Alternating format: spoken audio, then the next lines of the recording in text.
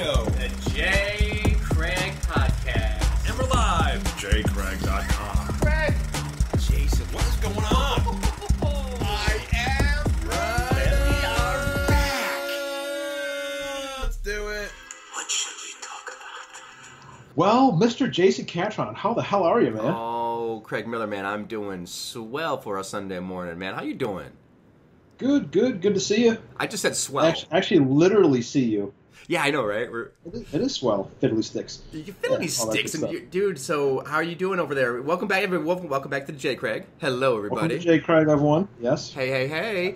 I hope you're all doing well with our 2-week breaks. 2-week breaks, right? And hope you're getting enough out of the material. Don't forget to check out thejaycraig.com. We have some information up there for the podcast that we're submitting every week, or every other week, I should say. It's always good stuff. Folks, are you getting enough J. Craig? Are you getting enough J. Craig in your life? If you're not getting enough J. Craig, let me tell you where you can find us. We're on Twitter, we're on Facebook, we're on YouTube. We're all as the J. Craig. Even SoundCloud. And soon to be some other services that we will hold off until a later date. But we're getting out there, folks, so keep on listening, and we'll keep jibber-jabbering. We just got to say 2018 is the year of the J. Craig. That's right. I thought it was 2016, but we're going to just keep going. That's right. Yeah, man, it takes time. That's right. It takes time. So, Craig, you're out overseas somewhere far away. I still am in a remote outpost, known only to myself at the moment. And I am in not a remote outpost, but it's an outpost that I'm trying to keep hunkered down here in the suburbs of Michigan. Just in you got case snow? We did. So we're staying inside. Oh. Not that we can't handle the snow. We're Michiganders, man, so we know how to deal with that shit. But when it comes to snow here, we got a good fall yesterday, so it's been sticking, and good time to have the fireplace lit and enjoy Empire Strikes Back last night with the boys. Ooh, jingle bells, jingle bells. That's jingle right. Nothing says Christmas like Star Wars. What is it, 4 days now? 5. Well, 5 for you because you didn't get advance tickets. No. I rectified that shit, man. You busted my ball. So I ladies and gentlemen knew. of the J. Craig, so we're coming up upon a big release, Star Wars: The Last Jedi, and Craig is unfortunately not going to be here. That kills me. But life goes on. So I missed out on getting the 7 o'clock Thursday showing, and Craig was like, "What the fuck is wrong with you? You're not going to the 7 o'clock showing?" I'm like, "Nah, man, I kind of thought that I would still get tickets. I didn't think it was going to sell out so soon, and I'm kind of bummed out about that." He's like, "Well, dude, you can't just go on Friday. People are going to be watching Star Wars, and you're not. That's going to really piss you off." And I said, "Oh, damn." Yes. You know what? You're right. But at first you're like, it'll be okay. Yeah, I'll just exactly, shut down right. Facebook. But I was pretty insistent. You were. Like, no, it's gonna by 10 o'clock Thursday night. You're gonna be like, God damn it! I wish I was there. I wish I was there. I was there. I should be walking out of Jedi and talking about it. I rectified that situation. I won't be walking out at 10 o'clock. I'll be walking in at 10 o'clock. Ooh. So I'm going to the 10:20 show Thursday with Paul and Steve, and then we're going again on Friday. So we're going to do it back to back, right? little repeat of 2 years ago. Absolutely, and slightly, yeah, almost. Because then I think either Saturday or Sunday, I'm going to take the boys and Grandma. We're going to go see Star Wars. I'll take them to see it. Okay. So I'll see it 3 times that first weekend. You're going to see if it's too much for them first. Exactly. I always have to make sure that. I mean, Jesse's 4, Levi's going to be 6, so he can handle it. But at the same time, Jesse's kind of still in the younger age. I got to make sure it's not too dark, too violent. And being that it's the second installment, you always imagine that it's going to be darker. So. Yeah, and they've got a director who's known for more serious material. Yeah, exactly. So, but Lucasfilm's Lucasfilm's hot on the movie, man. Like they think they got a winner. Well, they knew it was going to make money, but they think they got a winner on their hands. Well, that's the thing is, whether they think they have a winner that's going to be a really good movie with long-lasting legs, or if they're going to make money. And Star Wars is going to make money with even a shitball. It's going to make a lot of money. You can see him in the executive meeting in like spring. And that shitball made us a ton of money. Let's make more of those. Let's make another Han Solo movie. So that's. Can you imagine if we took that shitball and made a good movie? How much money we'd make? It's too much trouble. Exactly. But what are you talking about? A script? No scripts in Star Wars, but they're going to make their money on this movie no matter what. But I think they do have a hit on their hands, man, because you haven't been hearing the behind-the-scenes ruffling like you did with Justice League, which we know was just fraught with off-the-set behind the scenes issues, whether it's Zack Snyder's tragedy or just the rumblings of reshoots and tone not right and adding more humor and all these, and mustaches and everything. So you hope that it. That and they reshot a huge portion of Force Awakens.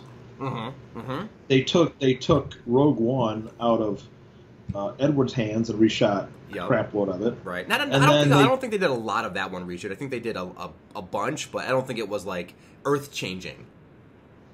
Yeah, I guess it depends on whose report you read. Like, that's true too. Gilroy seems to think he did a hell of a lot of work. Oh. And then Tony Gilroy. And then when it came to Han Solo, they were just like, screw it, let's just fire these guys.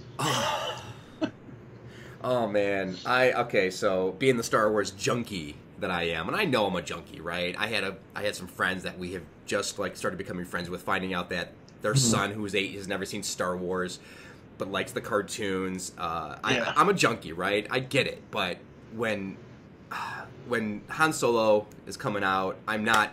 Is it coming out next? It's coming out next spring. Yeah, it comes out next summer, right after the Avengers, I think. Yeah, right around that time, and I'm just I'm dreading that movie, man. I'm dreading it because I just have a feeling this is going to be the first, not financial, because again, it's going to be it might be a shitball and still make money. It's going to be the first true failure. It's going to be the first moderate success. Exactly. It's not going to be. Yeah, it'll make its money back and then some, but I don't think it's going to have the legs. It's not going to have the thing that it's going to be the one where people say, "Ooh, do they really need to keep making these Star Wars movies like this?" They need to get a movie about a character we love every couple of years. Exactly. It'll be the first $300 million failure. Right. Right. And I'm dreading it because again, Han Solo's my dude, man. That's my guy. That's my focus of Star Wars is not the Jedi and Luke and Vader. It's Han Solo. I love the cowboy. I love the scoundrel. It comes back to something I thought of today. I was looking at some movie site that I frequent a lot, and they were remaking Robin Hood again. And I just thought to myself, nobody wants to see this movie. Why do you keep doing this? And I think the same applies to Han Solo. Nobody wants to see it. We'll see it because you're going to shove it down our throats. Of course. And it's there, and it's Star Wars. Right. But nobody was like, I hope Disney, they make a Han Solo I want to see movie. how he befriends Chewbacca. I want to see how he wins the Falcon. I want to see how he becomes friends with Lando. I want to see how he has a history with Boba Fett. And by the way, we're going to see every bit of that beat for beat in for that beat. movie. And that's what's going to piss me off, right? So we're going to see everything that made Han Solo. And they'll probably do it over it's supposed to be maybe 15 or 20 year span. I have no idea what they're doing, but that's just my gut feeling. If you had to start the movie, if they had to put that in there, I would actually start the movie with him escaping from Jabba's palace or something like that. Yeah, that'd be I would start it like that. Well, or see, whatever the bounty. My thought is just to get it out of the way. I would say just you show him leaving the academy because he was an Imperial pilot. Right. And he left because I think he saw the wrongings of the Wookiees and all that, how he befriended Chewbacca, at least from the books. And I'm not sure if that book is canon or not, but it's one of those movies where I wish they actually shelved. Instead of firing the directors, they said, you know what? Let's just not make this movie. We made a mistake. You wish it was a movie that never was. I wish it was a movie that never was. Absolutely. And, of course, we're going to get it, and it is going to be co-directed. I'm not sure if you can call it a co-directed or whatever, but Ron Howard being involved with it just adds so much excitement to my day. That's not a facetious statement. No, not at all. Not at all. I'm sure he's in your bottom 5 list of who to direct a Star Wars film. Yeah, him and the guy who made Dracula Vampire Hunter, whatever that movie was. Can't. Dracula Vampire Hunter. What are you talking about? That's a movie. Yeah, I know there's a Vampire Hunter, but are you talking about the John Carpenter one? No, I'm talking about the one made by the guy who made Wanted, and he made Ben-Hur. Abraham Lincoln Vampire Hunter. Oh, Abraham Lincoln Vampire Hunter. Right, yeah, that's the guy. right. They don't want that guy in their Star Wars. Right, exactly. Stay away, man. Stay away. So speaking of movies you wish never were. And you just saw Justice League, and I've seen a fair amount of it. Uh-huh. It does make me pine for, and we've been saying this for years now, the unproduced, very close to production cast, Oh. production designed, 2 weeks away from production, George Miller version of Justice League. Folks, that we never got. if you don't, ladies and gentlemen, if you don't know this, If you don't know this, If George you don't Miller, the know. director of Mad Max and Fury Road and Babe, was going to make a Justice League movie, and like Craig said, it was just days away or weeks away from actually shooting. They had props and locations and costumes, and they were getting together and Actors. everything was ready, Actors. and it fell apart, and it was all because the writer's strike happened, and it just lost momentum, and then they put it away. And I read the script. Craig, we should put the script, if we can. I can it's a good put idea. the script on the webpage, on the website.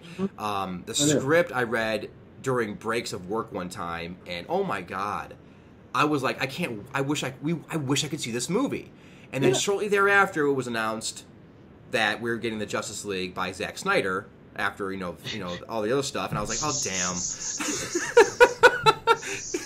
And the thing is, It's man, like- I'm a DC kid, man. So this is what I wanted to see, and I really enjoyed the movie, but I would have loved to see George Miller's version of this.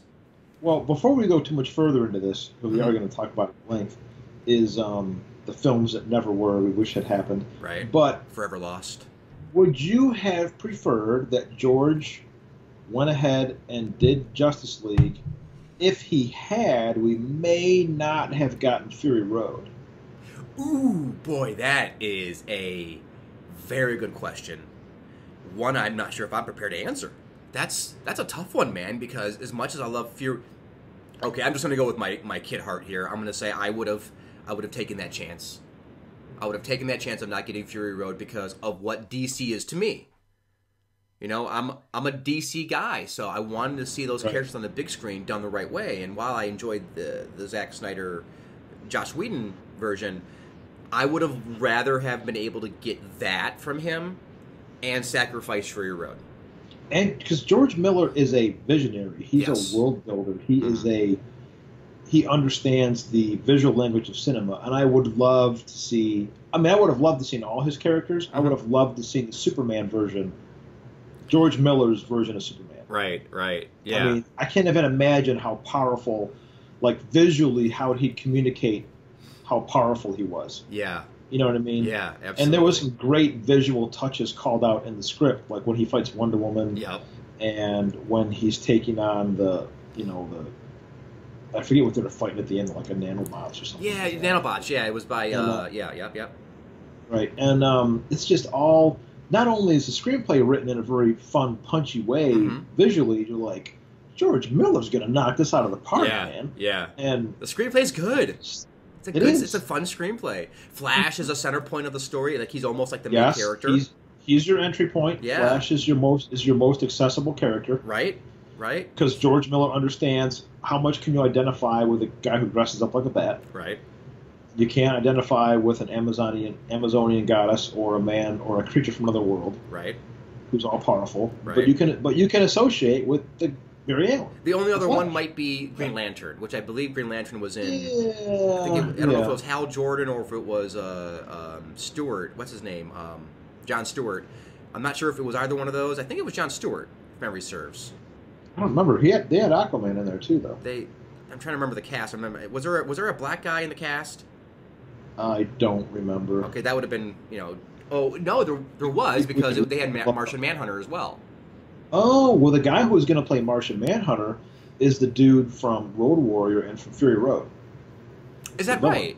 I'll play Toe Cutter. Oh, that's right. Not an African American. That's right. Manhunter. That's right. Okay, so maybe there wasn't. I forgot who it was. It was Hal Jordan or John Stewart. But he's a human, right? Who gets the power of the ring to. But he has an air of confidence and of swagger that Flash doesn't have, and Flash has that more. Yeah, you're right. He's more accessible. But yeah, in closing to that comment, Craig, I would definitely say just because of that, I would take the loss on Fury Road because we had Mad Max, we had Road Warrior, right? I had something there from them, but I don't have the Justice League. Well, now I do, but I would have rather had. Now, another thing that would be interesting is that this would have been the first movie, right? It would have been the only movie. They probably would have ended up making sequels. And making, because when was this? This was early 2000s, right? Well, it would have come out. What the strange thing about it was, it would have come out amidst Nolan's Dark Knight trilogy. Oh, would it have? Okay, so And Iron Nolan Man. Nolan had an issue with that, but Warner Brothers was like, yeah, we want a Justice League movie apart from your universe and so on, and don't look at it that way. Blah blah blah. And Interesting. yeah, Okay. it would have come out like a year after the Dark Knight or something like that. Okay, awesome. So then it would have been before the Marvel introduction.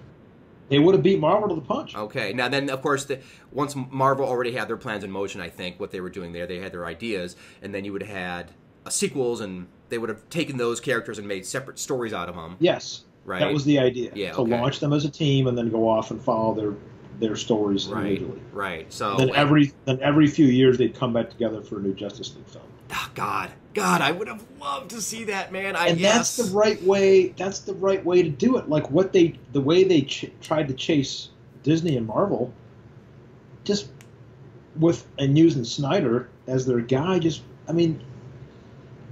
I wonder. I'm sure all these executives made a shitload of money, but I wonder which one of them at night is just like, why did I do that? Okay, so now you're touching a point there that's going to get my ire a little bit here, Craig. So this whole executive nonsense and what Are you really Irish? it's coming out, man. It's coming out. So listen to this, man. These fucking money grubbers, these executives who decided that they want to push this movie forward quickly so they can make more money because they're getting this bonus, which they're already making a shitload. Didn't they push the Justice League out faster than it needed to be? Justice League needed to come out in 2017. If it missed the date, because that's the fourth quarter of earnings for Warner Brothers.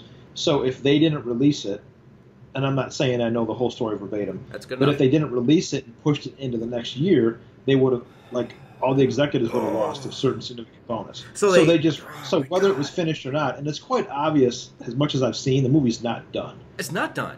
It's not done. It's unfinished. You can definitely tell that it's been shortchanged a little bit in a lot of ways. Well, you know what gets me is that, and they're like, well, the box office wasn't this or that. It's just like, look, if you don't care, how do you expect the audience to care? Right. Because I'm not saying the Justice League is a bad movie, because I've only watched 45 You've only minutes been of able it, to watch what you can, yeah. but it needs some serious work. First of all, it needed 6 more months to cook, at least. How about this? Let the people make the movie.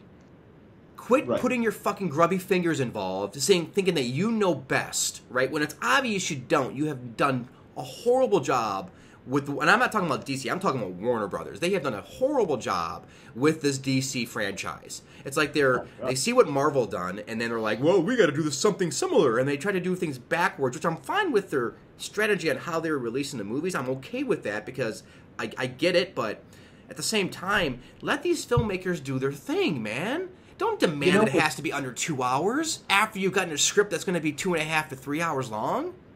Come on, man. Two things is Christopher Nolan came out in the past couple weeks and he said they were asking him about the Dark Knight trilogy, and he says, we had a huge advantage back in those days that filmmakers don't have now. And they're like, what is it? He says, we didn't have to meet release dates. When we said we want to make the Dark Knight, they didn't say, okay, it has to come out on this date. Or that's a lot of stress right there. Oof. Yeah. We want you to make this movie, but it's got to come out on this date. Movies are predicated now on the release dates, right? And which is tough. It is. And then two, watching what I have with Justice League, even the scenes that are obviously shot by Snyder from Snyder's version, it seems like compared to Batman vs Superman, they didn't start production on Justice League until after Batman vs Superman came out. And I get the sense that the critical backlash on BVS had a pretty significant impact on Snyder because it doesn't seem to have the same cinematic scope and drive to it. It's not lazy, but just beat up. I think you're right, and also maybe I think lazy might be the way to turn without sounding harsh on it, because the way. And we talked about cinematography last time, but the Batman vs Superman look, the palette, the framing, everything about that had this really grand feel. It's designed. Yes, that's not, and then nice mixed in with the visual music, it was magical in a way. Yeah, Justice League just doesn't seem. It looks the same as far as like the colors and all that, right? It's the same world, but there is no. It's just that's lost, like that. A grand, unique vision is not there. It doesn't seem like it's directed by the same person in that way. Yeah, exactly. So I think you're absolutely right about Snyder, that. Yeah. Snyder just got burned out on. Plus, I mean, he had a tragedy at home which I mean, obviously is going to affect anybody, and that probably hindered what he was able to do with the movie as well, right? Which I'm not sure when that happened during his production. Maybe it was too late. He was already in post production. Yeah, so maybe scratch that from the comments. All right. but then again, she might have been going through depression. They might have been dealing with it. Right. He might, and for all we know, the poor guy. It could have been a case of he's in England shooting this movie, and his wife's calling like, "You need to come home because his daughter's upset." And he's like, "Well, I got to finish this movie." Yeah. And then he doesn't come home, and she kills herself, and then the extra guilt of that. Oh man. Who knows? We don't know the story. They haven't, and it was interesting because I knew about that before it became public knowledge, because I had a guy I used to work with. He knew somebody who worked with Zack Snyder. And he told me this like 2 months before it happened. I was like, "Oh, horrible!" And then I started thinking, "I'm like, this is gonna." That he lost his daughter. Yeah, Oh, yeah. okay. And then I kept listening for the news, then eventually it came out, and he was stepping down because of a personal tragedy. And I was like, "Oh!" Yeah, it finally came out where and I was really surprised that they were able to keep it under wraps, and that the paparazzi and the news didn't jump down that, because as soon as something happens, the news just fucking filters everything out, and you're like, "Oh, look at everything happening! It's all happening at once! Shut the fuck up, news!" It's too bad, because when you watch interviews with the guy, he seems like a genuinely good dude. Yeah, he's just not a storyteller. Right, and he's a visual. He's got great visual sense, but the stories, the through lines aren't always the best. Yeah, I think it's too bad, because even as much as I like Batman vs Superman, if it would have had a stronger screenplay, it really would hold up. Yeah. Over the years as a very good movie. Well, also if you didn't have the Lex Luthor kills it. Like, he's not. That was a bad choice. It was a bad choice. Bad choice. Bad choice. So speaking of Batman vs Superman, we almost got a Batman vs Superman back in 2004. Wait, I mean outside of the George Miller?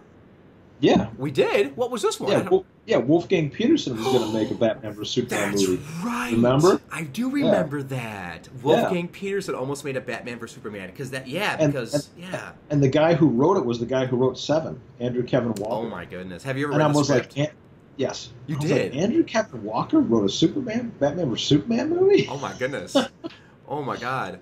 Yeah, now Wolfgang Petersen movies can go any way. They can be good or bad, but that would have been interesting to see. I remember that. Would have been pretty cool to see, because he was given a pretty big green light by the studio to go and make this thing. Right. And I think with the right material, Wolfgang Petersen does shine. Yeah.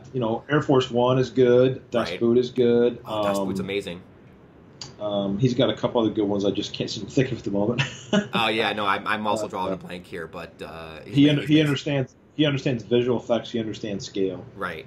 He's good with actors. Yes. But the screenplay was like, I remember I read it, and it opens with Superman. Superman catches a villain, and he's flying. He's holding on to the guy, and they're flying over the New York Causeway or something like that. And Superman's interrogating him as he's carrying him, which I was thinking about. I'm like, how are you going to shoot this? Like, it sounds kind of odd.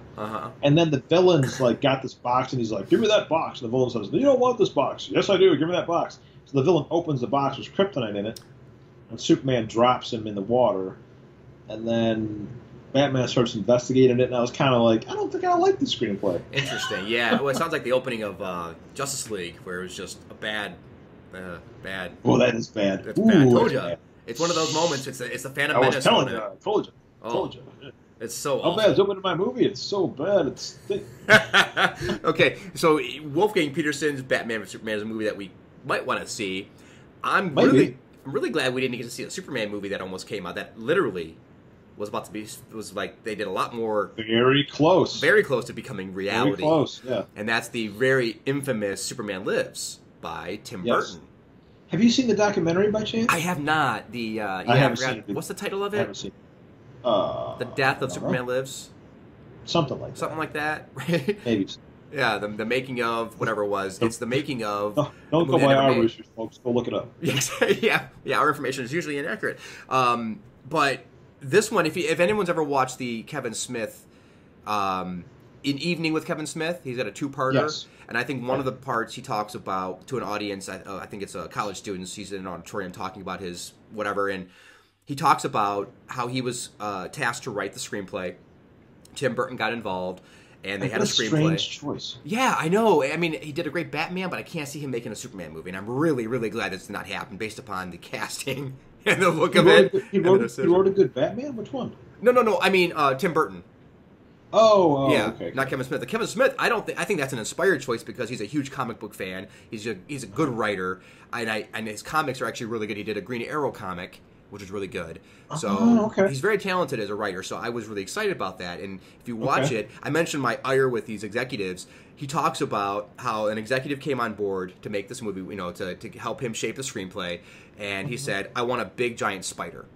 And he's like, "Well, that doesn't make." Spider. Yeah, and he's like, "I don't. That doesn't fit the story. I have no. What are you talking about?" He's like, "No. I've got to have a big giant spider in the movie. A big And metal polar spider." bears.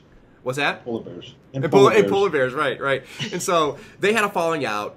Kevin Smith never did what he wanted to do there. He left. They brought somebody else in, and he said, if you watch Wild Wild West, it's the same executive producer. And what do they have in that movie? A big giant spider. A big giant fucking spider, man. So Big it's like mechanical spider. it's like this guy's only purpose in life was to inject that one idea, right? I gotta get this idea. That's a dude with an idea who, I've got to say, he has enough passion behind his idea to see it realized on screen. Right. Good idea or bad, good Right. idea or not, he had the conviction to follow through on it. Right, He but was, it's like, going to dude, find a movie. to He put it was in going to there. find a vehicle Yeah. to put that giant mechanical spider. It's hysterical to me that he just worked that hard to get that in there. But so we had Nick Cage as Superman. Yes. You had, I forgot the rest of the cast, but I remember when it came into the rewriting of it, they combined Brainiac and somebody else. Oh wait, I wrote it down. Brainiac and Lex Luthor became Lexiac. That's I'm awesome. not kidding, man. They combined the two. Awesome. I mean, you have just an awful screenplay that became that wrote it. I think it was by Wesley Struck who took Smith's and just rewrote it. And then you have the suits had lights on the suits, like Superman's suit had lights on It it. was actually kind of interesting looking. Like, I'm not saying I would have liked it, but it was inspired. Okay, so inspired, but not for Superman. Do something. I mean, come on, man. He had like a mullet. I mean, it just looked awful. It just looked really bad. But I wrote some stuff down here that I can't even think about it. Tell, Jay. I'm trying to read my writing. I know Smith walked away, and then they had two more drafts that were wrote, and it got. I forgot why it ended. It was 1996, so it's not that far after all the Batmans that he did. And I'm not a big Tim Burton fan. I like some of his stuff, but more of the older ilk of him, right? Yes. Edward Scissorhands, obviously the first and second Batman. So he's made some good movies. He's not really into heroism. No. Which is why he's a bad choice. Right. It's like, and that would have like the most mopey, unsure Superman. He would drove you crazy. Oh, God. I'd have been like, fuck you, man. Because that was what made his... Even though I wasn't a huge fan of the original Batman, that's one of the things I didn't like about it is that it refused to acknowledge Batman as being a hero of any kind. Right. But for Batman, it kind of works. Like, it's not a horrible choice. Right. Because he's not... I mean, he's a psychopath when you come down to it. Yeah, absolutely, yeah. So, but Superman is an individual who has chosen, who could do anything he wants. He could do anything he wants. He could live on another planet. He could live in space. But he chooses to protect humankind. Yeah. He's a hero. And it's just like, you can't not... Don't call it Superman if he's not going to be the hero. Seriously, right. Now, I'm okay with the Snyder version of it because I know they were trying to get to an arc, and you get to that point, and when Justice League happens, you finally get the Superman that you want to see because it takes him time to get to position in his life where he can be that three character. goddamn movies. I know, right? Well, there's an arc. You know, he has a beginning, a middle, and an end, right? And I got 6 hours of moped Batman, Superman. Batman vs Superman was long. That's right. Fuck. Yeah. Man of Steel's no joke either. Man of Steel's like 2.5 hours long. Yeah, exactly, right. And, well, now speaking of Man of Steel, they had that big fight at the end where the city's leveled, and everyone had a big problem with that. In the George Miller version, Superman and Wonder Woman have that fight that you mentioned, and they also rain havoc on an entire city. So I think there's a lot of casualties in that movie as well. And but they eventually take it out into space. Right. Exactly, right. Which is what Superman finally realizes that in Batman vs Superman that he can't battle him in Metropolis. He has to fight him in Gotham, which is obviously desolate. Another superhero movie that we almost got. I'm gonna fuck up your city. Wait, we haven't gotten all the way down to the Superman yet. Oh, tell me, what else do you have on that one? Okay, so we had Superman Lives, but then there were several attempts to make a Superman movie before we ever got Superman Returns. Were there? Do tell. Does the name McG ring a bell, Jason? Oh, no. Yes, it does. And I remember that, and it was terrifying. Yes. Oh, my God. God. So he came close. Yep. He came close. Can you imagine a McG Superman movie? No. How horrible. What a horrible idea. I forget. I don't remember who. We can look it up, but I'm not going to. I can't. I know they had the choices. That he had actors picked out, like Lois Lane, and but I don't know if you know this or not, because I've actually read the draft, is J.J. Abrams was actually picked to do a Superman film as well, or at least write the screenplay. Yes, and I think that's shortly right before the other guy did it. I can't remember his name, Bryan Singer. I think it wasn't just before that? It was pretty close. Like they tossed it all out, but he was, like, J.J. Abrams had set it up as a 3-film arc. Okay. And it opened up on Krypton, and it had echoes of Phantom Menace on it, like there was genocide happening on Krypton. Okay. Krypton, I don't remember if Krypton explodes or doesn't explode, but what the movie did have is it had a lot of aerial ninja fighting in it, like aerial ninja Matrix-style fighting. And at the end of the film, Lex Luthor is revealed to be from Krypton. Okay. So he and Superman have a very lengthy aerial, superpowered ninja Matrix fight. And I'm pretty glad we never saw this movie. I'm actually very glad that didn't happen. I also just looked it up while you're talking. Robert Downey Jr. was slated to play Lex Luthor. Oh, in which one, McG or J.J. McG. Okay, that's actually a pretty cool choice. Yeah, but here's one thing about the J.J. Abrams one that would have happened is the reveals of all the characters would have sucked. Oh, hey, look, there's Superman. Da da da da da. Here he is, folks. Did that guy just fly? They wouldn't show him flying. He would just land somewhere. He would just land somewhere. I just start walking out of a building. He's at the bank. He walks out. He's horrible with his introduction to characters. I mean, his reveals are so nullified by what happens on screen. He doesn't understand. Either he doesn't understand or doesn't care. There's not one good reveal in Force Awakens. I'll say that there is a good reveal in the original Star Trek where they fly up to the Enterprise and see it for the first time. I think that's handled pretty well. And there is a good reveal of the Falcon in The Force Awakens. So he knows how to do inanimate object reveals. We disagree on that point. Okay. I don't like how they did that. Okay, I got a chuckle out of it. Maybe that's enough, but I didn't think playing it for last was a way to do it. Okay, I hear you on that. With Star Trek, though, that might be his only, like, I really liked the first Star Trek movie. I think it was really I like it a lot. Yeah. I like it a lot. Characters are great. He had, I like how they twisted the storyline and so they could go back and start doing everything over again in a way. It was kind of unique, but his reveals definitely seemed to lag. But that might have a couple good reveals throughout the movie. But yeah, his reveals though do lack typically. So So what else? What other Superman movies? We had McG. We had first of all we had McG, and then we had a J.J. Abrams. Anything else that almost happened on because everyone wanted to make a Superman movie. I think nothing that came to light, but I think after that we got the Bryan Singer version. Yeah, and one thing I'll say about the Bryan Singer version is Brandon Routh really channeled Christopher Reeve perfectly. Like you felt like you were watching like someone playing him in a way. Well, that's another movie that I think all the elements are there and it fails on the script level. Right. I think it's Absolutely. very well. It's very handsomely photographed. Yep. It's very well acted. The scenes that do involve Superman doing things are good. Yep. But it's just very ponderous. Yeah. And there's no chemistry. Creepy. By the way, there's And no it's chemistry creepy. between the two leads there. No. Love But it it's well otherwise. now understanding Bryan Singer's preferences. Maybe we Oh well, understand maybe why. there's maybe that's part of it. Yeah. And Superman stalking Lois Lane now makes more sense.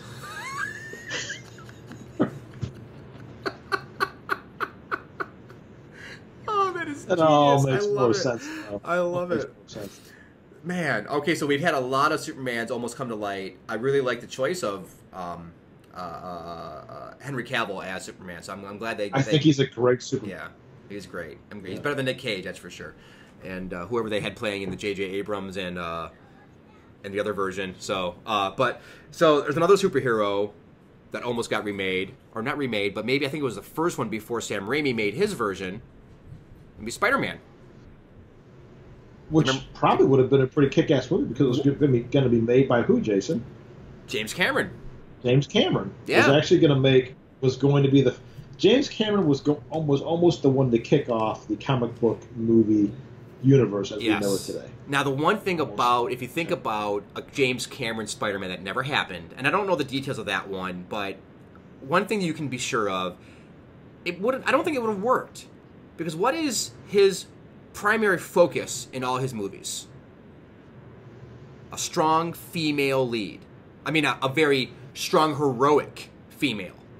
Every one of his movies, except for True Lies. And and then Jamie Lee Curtis also becomes that character. She's strong, but Right. it's always a strong secondary character, and I think in Not that always. movie it would have been Not always. in what movie was it? Oh, wait. I'm kind of combining a couple of different directors there, so maybe you're right. Maybe it is all secondary. It's always a very strong secondary female character. Linda Hamilton would be for the Terminator. She'd be the one. She's a Yeah. main character in the first Terminator. Yeah, She becomes a secondary character in the second movie. Yeah, true. Okay. And Right. then Mary Elizabeth Mastrantonio is a secondary character in The Abyss. Sigourney Weaver is the main character in Aliens. True. Yep. So Yeah, it definitely goes main back and character. forth. So she did. So But it just depends. But my point It is, just depends. Mary J. Watson would have had, or Gwen Stacy would have had a really not just important part, which they should, because they're the romantic lead. They're the reason Sure. why Superman or Spider-Man, has that moral choice of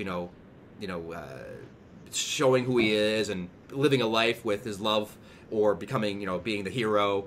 And you have that Sure. dichotomy of character, but I don't know if it would have worked, but it would have been really fun to see because his visual sense is great, his storytelling is unique, and it would have been really masterfully shot because it would have been a whole bunch of new technology he would have been involved. He would have been throwing a lot of technology in there. Right. How do you show a guy doing this? Did you ever read The Treatment? I did not. The Treatment's pretty good. It's like 25 pages or 30 Okay. pages, I think.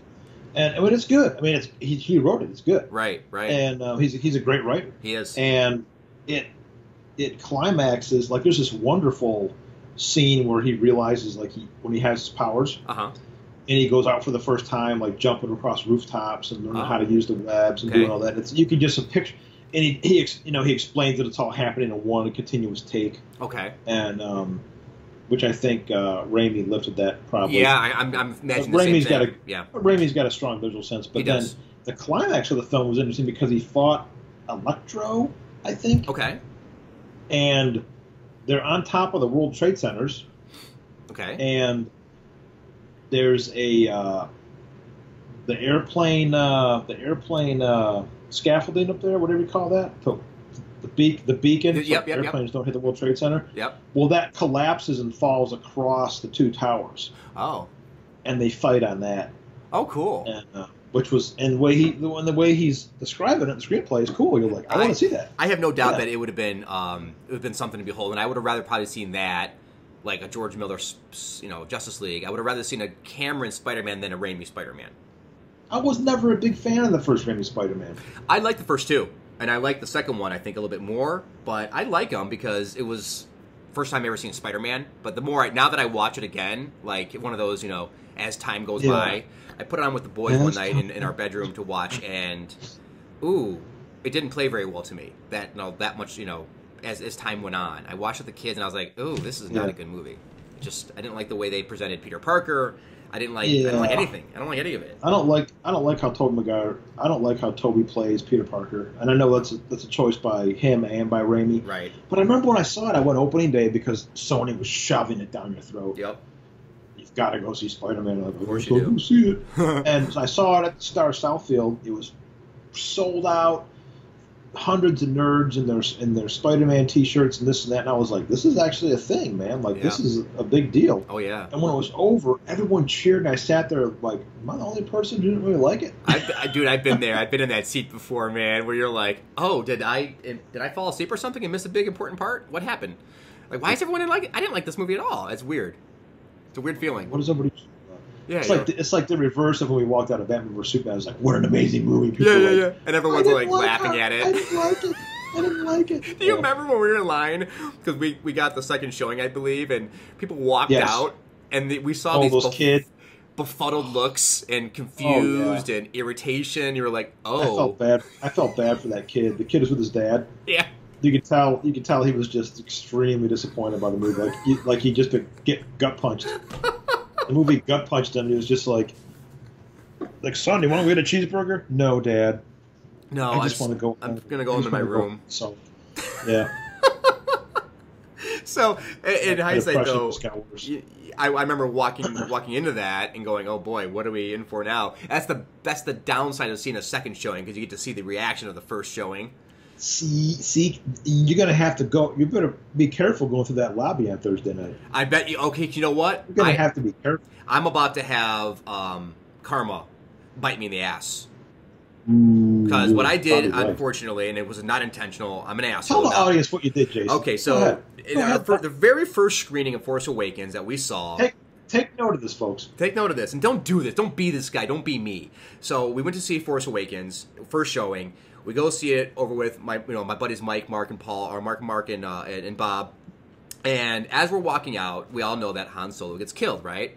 So I'm walked out, and I'm kind of devastated because that's my character, and I'm glad he got killed off because he needed to. But I was always like, I was still kind of like. But keep in mind, ladies and gentlemen, we're in a major multiplex, and Star Wars is showing on like 4 screens. And people are so ready in line. Everyone who's there is there for Star Wars. They're all there, and I'm walking out, and I'm that guy. I'm befuddled, and I liked it, but I was like, oh man. So I'm standing there talking. We're still talking in the lobby, and I'm like, this is now why I move away from the lobby. We're standing there talking, and like Craig said, people everywhere are there to see Star Wars. And I say to Bob, and I say, I can't believe he's dead. And I remember this kid, 20-year-old, looks at me and just glares at me. And I just went, oh, fuck. And I snapped out of it. But Bob corrected you pretty quickly. Yeah, he goes, shut up, man.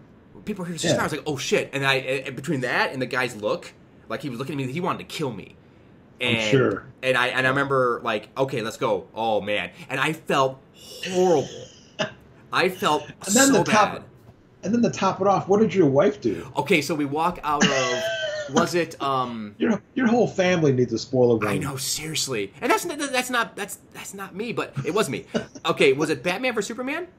Yes. And we walk out of that, and we're in, again, a lobby full of people that are in line to see Batman vs Superman. And she walks out and says, I can't believe Superman's dead. And I thought she said, I can't believe they killed Superman. Oh, yeah, however, I don't know if that's the terminology, like but that. yeah. And so I don't know if she got the whole thing out before I stopped her. Like, I, kind of, No, you put your hand over her mouth. Yeah, it's not, no. Because I had that, I was that person. So when you come out of the theater, show your excitement or your displeasure, but please keep those comments to yourself, because there's people in line who don't want to hear that and should never have to hear that from somebody spoiling it. Don't go on social media or Facebook group chats and talk about the important parts of the movie. Please. After you see it. It's just because you got to see it first. Right. Fully for you. I'm glad you got to see it first. Right. Don't spoil it for everybody else. And if you do, please put a spoiler alert on there so people know. And what I really hate is when I'm getting really pissed off at social media is that these websites will put, and then in their heading, I'm not going to read the stuff about Last Jedi, but even in their headline, they spoil something in the headline. I'm like, I don't fucking need to know that in your headline. like, yeah, Rey turns to the dark side. Right, or what is Rey? I'm like, just shut the fuck up, man. Don't ruin it for everybody. Let everyone go see the fucking movie. That's the thing. What thing that hurt Justice League was a lot of the social media was so negative about it. I kept saying, "Why did it fail? It was out for a week. Why is it failing? What's wrong with the DC?" Yeah. And I'm like, "Oh, dude. First of all, it was a fun movie. Give it that. Secondly, shut the fuck up. Let people judge themselves, man." Well, social media has way too much power nowadays. Oh, way too much. I mean, I agree with. I'm glad that they're bringing down all these weird sexual predators and so on and so forth, but I don't agree with some of these peripheral guys as people come out of the woodwork with one instance and the person's automatically guilty because it's on social media. Well, I was just talking about don't this. agree with Right. that, and I don't agree with how, Justice League's a failure and this and that. Oh, it is? I'm not going to go see that movie. Right. And I don't think it's right. It's not right. It's we've gotten to a point where you're guilty before you're proven innocent, and I'm not saying that these people didn't do that, but it's because it goes on social media, everyone's like, now that everyone's out to get that person. We're moving towards a phase where when you're on trial, it's broadcast on social media, and then if you're guilty or innocent is proven by how many likes you get. Yeah, likes or frown faces. We're getting there. Yeah, frowny.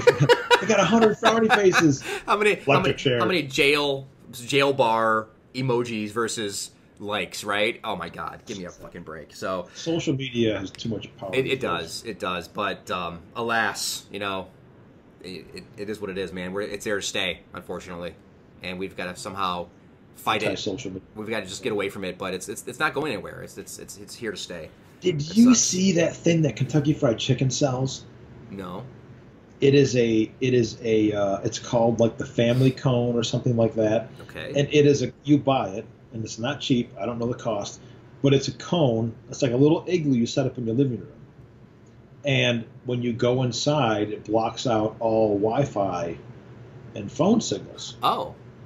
So the idea is a family. Yeah, so you can go inside and eat Kentucky Fried Chicken without anybody getting on their phone or anything. Well, that's interesting, and I think that's something that we are losing these days. We've talked about this before in the way of family or sense of community, but in the way of just sense of family, like no one's sitting down and having dinner. Yeah, right. Like even when I grew up, in the 80s and 90s, the TV was always on. So it was me, my mom, my dad, and I'd always have the TV on, and I had, I was always be able to watch the TV. We always, no matter whoever wanted to watch, someone had either the news on or I had something on, typically the news, but it was always on. And nowadays, when my family gets together, meaning my wife and children, for dinner, we try to turn the TV off on the kids so that they focus on dinner, and then we try to have a conversation. We try to talk and and just and instill that sense of family again at the dinner time.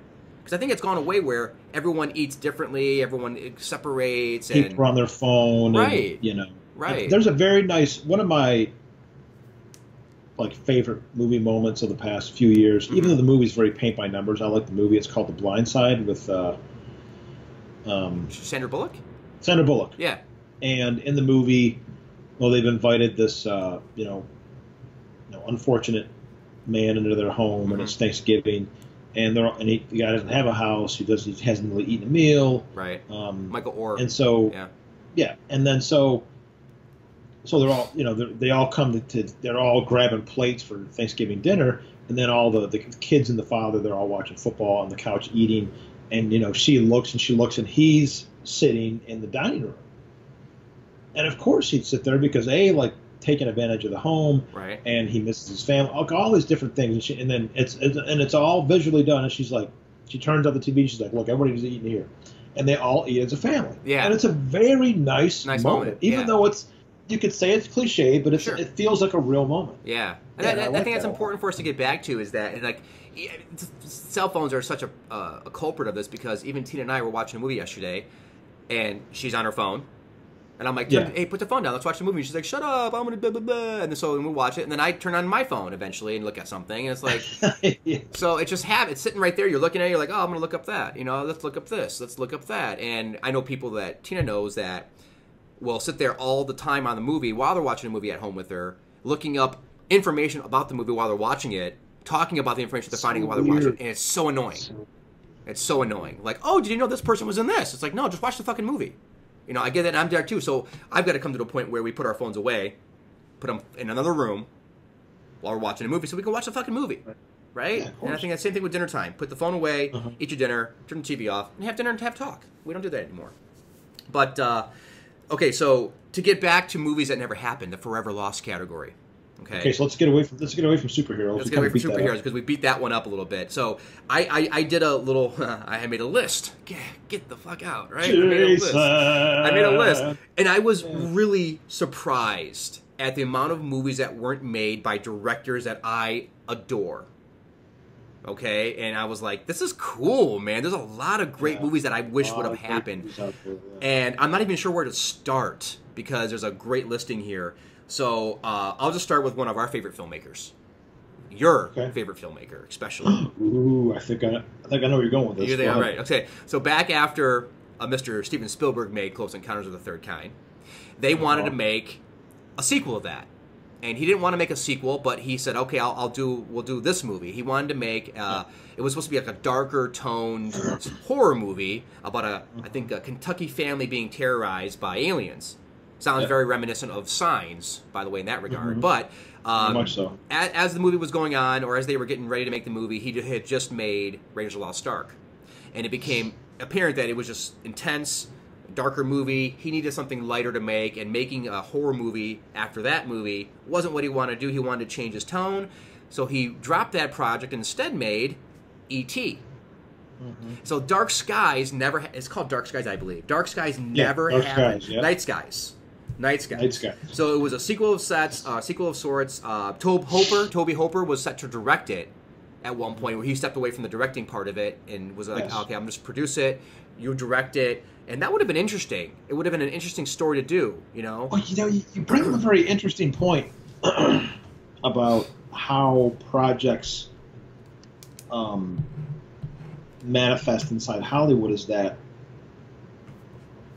was a movie that, the Kentucky family terrorized by aliens, which eventually, through some, whether it was intentional or not, at some point became Signs. Right? Okay, so you could almost play this game all day. If you look at Looper, Rain Johnson's movie about the old and young professional hitman. Back in the early 2000s, there was a script circulating that was very popular. Everybody wanted it, called Gemini Man. Oh, I don't know. And it was about an assassin. Okay. Who they send his younger self back to kill him. Get out. And they wanted either Harrison Ford to do it or they wanted Mel Gibson to do it. Oh my God. And they were testing the technology of how to make, were they going to use a younger actor? Were they going to use him in makeup? Were they going to make him look older? Okay. And how they were going to pull it off. And it just never came to fruition. But, you could, that's just one example, but you could play this game all day of movies that eventually became something else. Right. Because they were so far into production that they get in people's heads like, that's a good idea. What if I just tweak it a little bit? Yep. And I'll make it my own. I'll put my own spin on it. So Hollywood has these ideas out there, and then once they, just like the giant spider, these executives have a story that they want to make. Exactly. Yeah. Exactly. And they stick with that story idea, no matter what other good story comes through. Like, no, we're going to make this giant spider movie, or we're going to make the movie that never happened here. Right. Exactly. Yeah, but this is one of the versions of movies that I have on the list that didn't happen, not because of executive interference or because of a writer's strike like Justice League, but it just Spielberg decided that's not the route I want to take. So it was his choice to make something different. And it's one of probably the few instances on the list where he was the one who said, "You know what? I want to make a different movie." Exactly right, and that's he made who E.T. he is. Yeah. Whereas the majority of these was George Miller totally wanted to make Justice League. Yes, it was days away. Yeah, and Paul Verhoeven wanted to make Crusade. Oh, that's one on my list too. Oh my God. Grabowski wanted to make Dune, and these guys wanted to make these movies where someone that's why when a Spielberg movie comes out, it isn't like he took a job or needed the work. Like, he wants to make these movies. Right. Whether you like them or not, that's what's in his heart. He's a storyteller, man. He wants to tell stories. He is, yeah. And I heard The Post is really good, coming out in a few weeks for you. Oh. Yeah, I didn't realize that was him until recently. And I was like, oh, interesting. He's a beast, man. The Post comes out this month, and then in 3 months, Ready Player One comes out. Oh my God, I can't wait for that. And in typical Spielberg fashion, the Post will probably be very low-key, very emotional, very dramatic. And then you have Ready Player One, the big, fantastical, set piece action movie. his 1-2 punches are typically his best films. Yeah. Like Schindler's List and Jurassic Park. Right. Right. Right. War of the Worlds in Munich. Right. He's done that And so then many there's times. There's another one. I'm missing. Amistad and Saving Private Ryan.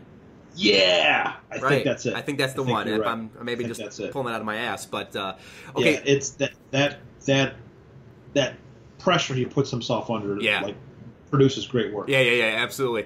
Can I touch on something? You mentioned the whole digital face, like trying to Harrison Ford, Mel Gibson doing the technology for the Gemini Yeah. Man that you're talking about, which I've actually never heard of. That sounds cool. Look it up. We still got it. We got it in Looper, but Joseph Gordon-Levitt, the work they did on him to make him look like Bruce Willis was really good. Very subtle too. Very subtle, but it was effective. Now, I watched a few minutes of the opening of Guardians of the Galaxy 2. Yeah. And yes, my feeling is still that movie sucks. But when the first scene comes on after the opening credit sequence action scene, and you have a digitized Kurt Russell, the younger Kurt Russell, Tina goes, "Who's that?" I asked Kurt Russell. She goes, "He looks weird." Because that's not really that's a digital recreation, man, right? Yeah, and it just looks off. It just looks off. And so I'm glad that they used a different actor for Bruce Willis instead of trying to make him look like a younger version of himself. I think that's a smarter way to do it. It makes him look realer, like a real person instead of a digital. So I'm sure at that time in the early 2000s with Gemini Man, it would have been that. It wouldn't have been a total recreation face like Kurt Russell trying to play Kurt Russell. And it's strange. I don't know how much it has to do with how much the actor has retained the original features or not, because in the beginning of Ant-Man, Kirk Douglas looks like Kirk Douglas. That's true. That's very true. So sometimes it works, sometimes it doesn't. And that's a good point. They've done it a lot though. Carrie Fisher, Star Wars for Princess Leia in Rogue One. It looked pretty good until she started moving her mouth. Complete recreation, right? Yeah. But it looked pretty good until she started using her mouth. Opening her mouth. Then it was like, oh, okay, I can see the digital. But at first I was like, oh, that looks really good. But I had to bring that up because I just watched it and I'm like, oh, I love Kurt Russell, but I hate that recreation of his face. It just that movie sucks. So then Tina said, why didn't they find an actor that kind of looks like him? And I'm like, it's a great point. But they have the technology and they can do it, and they feel like they can make it. They like doing that. Yeah, they like exactly. using the technology. Right. They think it's seamless, but it's not. You brought up a movie that I wanted to touch on. I'm glad you did. One of your favorite filmmakers again. Yes. Paul Verhoeven. Oh man, this is a tough one. This is a real tough one. So, ladies and gentlemen, Paul Verhoeven of Total Recall, Starship Troopers, RoboCop would have made a movie with what's his name, Arnold Schwarzenegger, called The Crusade, or just Crusade, and it told an epic story about the Christianity's quest to instill Christianity with everybody, and it had a lot of really hard religious aspects that people had a big problem with. That was a very violent time in human history. Yes, and he did not and if anyone knows anything about a Paul Verhoeven movie, he doesn't sugarcoat anything. No. And so it would have been in your face with all these themes and how evil these people were, instilling this into other people. I mean, it's an evil time, man. It's for a reference for our audience. Remember Indiana Jones and the Last Crusade? Mm-hmm. Okay, well, this told the story of how that cup got into that cave. Yes. Yeah, exactly. in a very Paul Verhoeven kind of way. Right. I mean, it was supposed to be super. It was a big budget, very violent. People nailed on crosses, and there was a scene where I forget who the actual villain they'd picked as a piece, but they catch Schwarzenegger's character and they sew him inside of a cow. Yeah. For him to fester in the sun, and he has to eat his way out or something like that. Yeah. Claw his way out sword, or something. All the sword battles, and it would have been one of the last great full-scale epics. Yeah. And the fact that we didn't get it kind of sucks. That does suck, and that would have been really fun. I mean, having Arnold Schwarzenegger in that kind of period piece would have been fun to watch, right? We haven't had that since Conan. And before I forget, because I will, because we don't have a list on it, was around that same time, another movie failed, and we got a different version of it, is the Ridley Scott version of I Am Legend starring Arnold Schwarzenegger. Oh, yes. That would have been a good one too. I would have liked to see Had that. screenplay, had the whole 9 yards. Yeah. Depending what time frame that would have been for Ridley Scott, because my feeling of his movies of late. But depending on Pre Gladiator. Pre-Gladiator. Oh, then I'm all in. Absolutely. Yeah, absolutely. So but one last thing about Crusade that I know about. This is hysterical to me. This is absolutely hysterical. So the production company, the studio heads, and all their infinite glory and infinite wisdom decided we don't want it, because it was very controversial, the subject matter and all that, right? Yes. They decided, let's not put our eggs in one basket. They got cold feet. They instead put those eggs into the basket of Cutthroat Island. Starring who, Jason? Starring Matthew Modine. And Gina Davis. And that's it. That's all I remember. They hung the hopes of their whole studio on that which movie. had experienced a lot of success with Terminator 2 and Total Recall and the Rambo films, Carlico. Yep. Right? And shot themselves in the foot, making this big swashbuckling. Yep. And not only that, but they picked, I don't remember which one came first. Either they picked Gina Davis and she insisted her husband, Rennie Harlin directed, or they picked Rennie Harlin and he insisted I'm not sure which one. I can't remember which one it goes. Yeah, which one came first, chicken or egg? Either way you look at it, the movie's a giant turd. It's a giant turd, and it bankrupted them, and that studio lost everything, right? Which is now when you see that, then you kind of get an idea of why they why they put so much effort in their decisions like that. Like, okay, well, we can't make Crusade because that might break us. Yeah. Let's put it in this one, but it broke it anyways.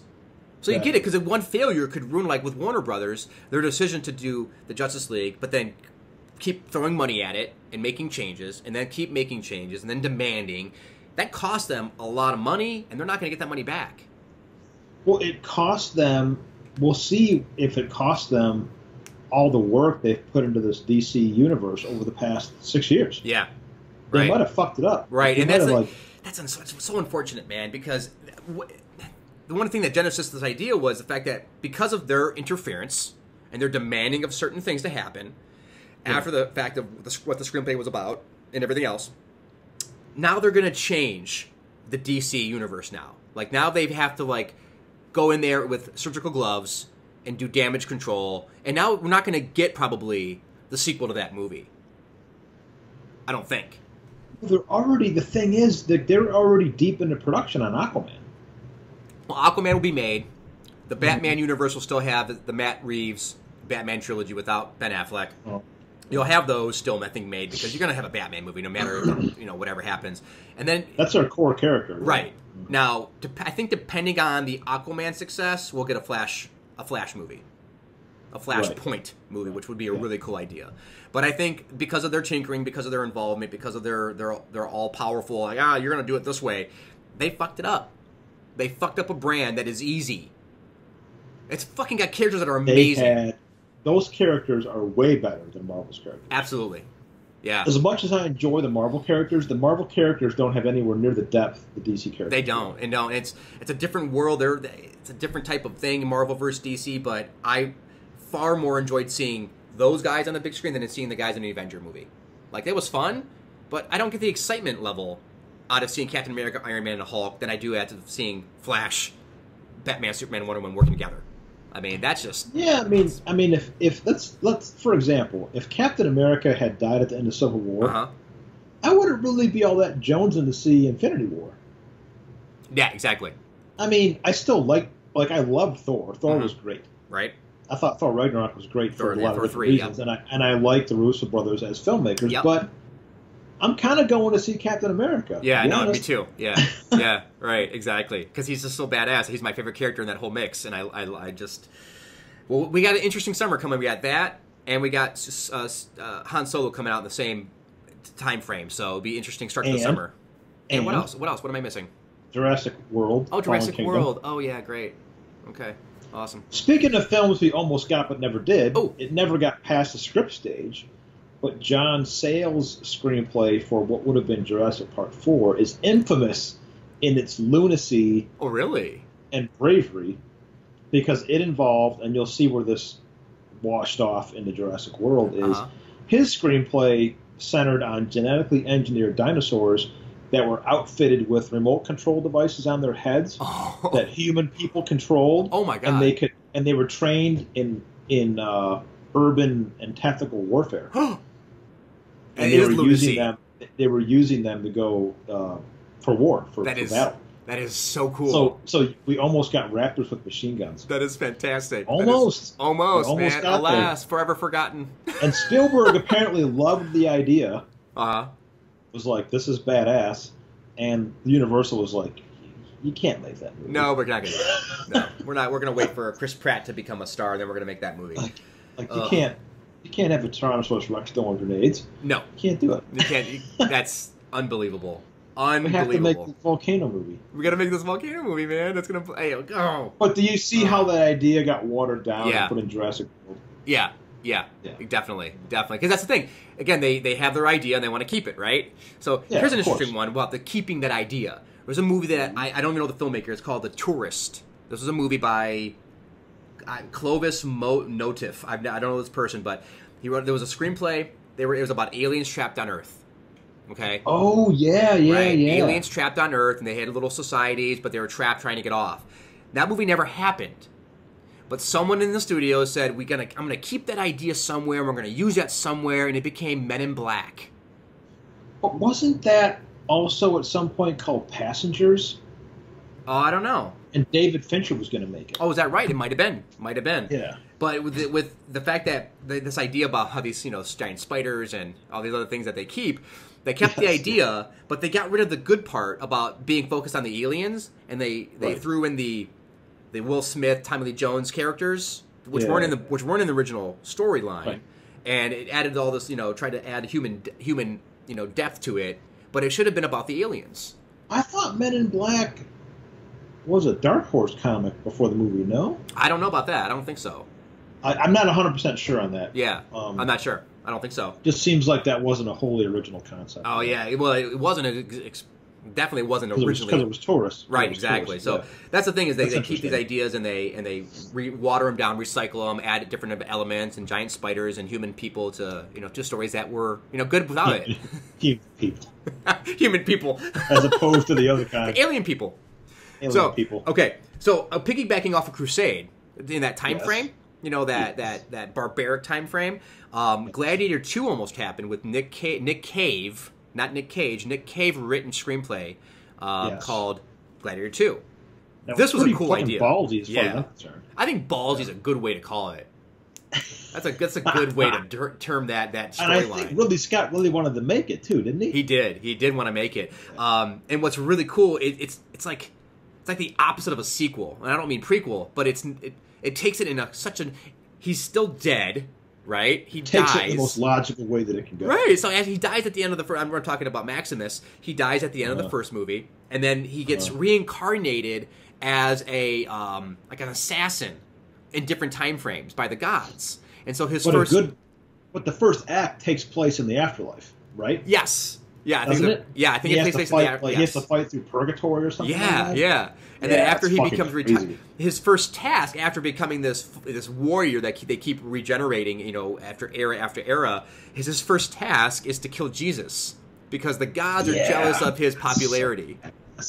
It's so sweet. And then he goes through history. The Vietnam War is in place at some point, so he goes through the different segments of history as an assassin to stop for what the gods want, right? I think that's super cool. And they obviously didn't take. I think Russell Crowe liked the idea, but said he didn't like the screenplay at first, so that he asked Nick Cave to make some changes. I think he got on board with it, but then everyone has different scheduling things, and they move on, and it takes so long for some of this stuff to generate, like from once its inception to unless it's on the fast track. Because it has a big giant spider. Let's fast track that. Boy, I'm going to keep saying that. Unless it's a perfect screenplay, or unless Spielberg's making it like, this is my movie, I'm making my movie. Or a company knows another movie's coming out, and they're like, oh, we got to have our volcano movie. Yeah, exactly. And people say what they want, and I do too, about Ridley Scott and his output of the past 10 years. And while I'll agree that Ridley's best years are behind him as a filmmaker, I think, he's never shy about putting some pretty abstract, interesting ideas in his movies. And I think if he didn't have to kowtow, as they say, to a studio, I think we'd get some really interesting movies out of him. I think so. Because you can tell in Alien Covenant, he's not really interested in the aliens. No. He's like, you want aliens in a movie? Okay. He's interested in the androids, and the androids taking over and destroying humanity. Should be called Androids Covenant. That's a very interesting idea. Yeah. And but he's like, okay, I'll put this alien in here, just because I have to, because they that's what they want. Now, speaking of him, Ridley Scott, yes, he almost made your favorite book into reality. This is very true, and this is one of those things I don't like to think about because I think right? this probably would have been the best Ridley Scott film of the later part of his career. Now that I read the book, I read it quite a while ago, but I don't think it could ever become a movie.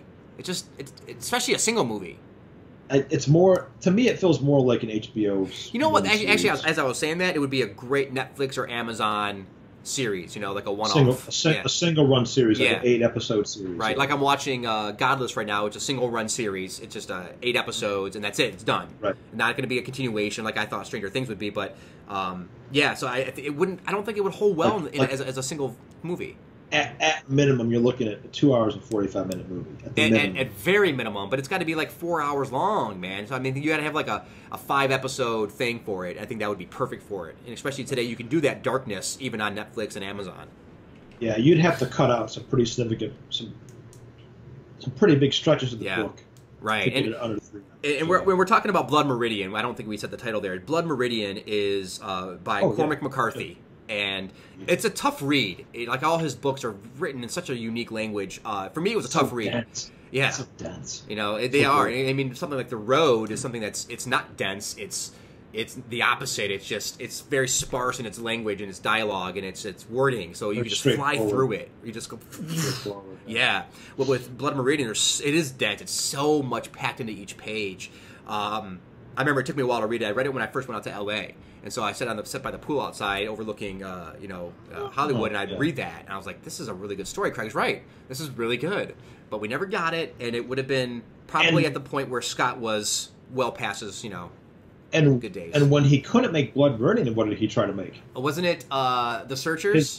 His version of The Searchers. Yeah, man, so when Craig and I went to L.A., we went to a screenwriting expo, where you get to pitch your ideas to these executives. Well, they weren't the executives; they were the lackeys that they sent to their place. They were just a scriptwriter. Yeah, exactly. So they sent these people in, and we got to sit in front of the likes of Warner Brothers or DreamWorks or all these other companies. You had to pay for each particular 2-minute pitch. 5 minutes. Was it a 5-minute pitch? You got 5. You got 5 minutes. Okay, seems like an eternity. So when we sat down in front of Scott Free Productions, the guy said, we have a Western where we want to pitch to you, and he's like, oh, great, he really is making his own. He's making his own version of The Search, and we were like, ooh, that really threw us off. Yeah, it did. We were like, shut the fuck up, dude. That's an awesome idea.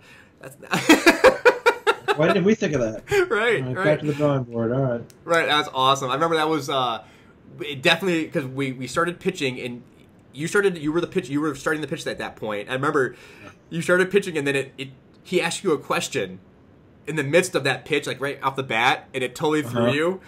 And I was like, oh. So I had to jump in and continue it because you were like, finish, I forgot what I was saying now. He threw me. Yeah, like what you're supposed to wait till I finish. I know, right. The nice thing was that when they did ask you, they were interested. Exactly. Yeah. The more questions you got, the more If they just sat there and at the very end they're like, okay, well, thanks. You're like, oh shit, okay. But unless they were more interested in, are they fast-moving zombies? Yeah. Or are they slow-moving zombies? I'll never forget that. I'm going to choke you with your scarf. That's our first one, too, I believe. With your scarf. That's awesome. Being my ascot. Yeah, exactly. Okay, so you said David Fincher. I did. David Fincher has a couple on the list, but I'll give you one. Do you know about Torso? Maybe, maybe not. Okay. What is it? So Torso was a movie he was going to make, which was about Elliot Ness hunting down a serial killer. Oh, I heard about this. Yeah. Or maybe you told me. Yeah, and he's very. I mean, obviously his murder mysteries or his thrillers, or they're really good movies typically, right? Yeah. So having the fact that he would have done a period piece, which was most intriguing to me. It wasn't told in today or right around today or the 90s. It was Elliot Ness, The Untouchables. That's fucking cool, man. Yeah. And that time period, too. Yeah, exactly. And then, unfortunately, in all these movies, there's always a reason why it didn't happen. Okay? Yes. This one happened because Fincher had a fallout with the studio. They got in arguments. Fincher had a fallout with the studio? Yeah, it was with Paramount. He's very opinionated. He wants to make his movies the way he wants to make them. He's not a guy that buckles under pressure. He fights for his material, right? You have some directors who will fight tooth and nail for what they want, and sometimes that means you're gone.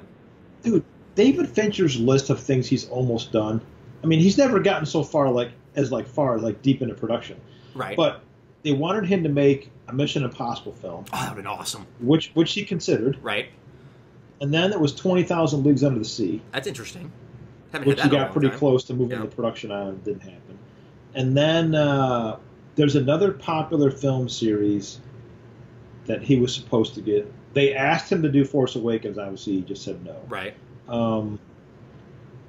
But there's one that he seriously considered that I can't. Well, there's one more recent that I still think he's attached to. Maybe the same one you're talking about. World War Z. Exactly. Yeah. World War Z, the sequel to World War Z. Yeah. Which, by the way, we're talking about studios getting involved and mucking up everything.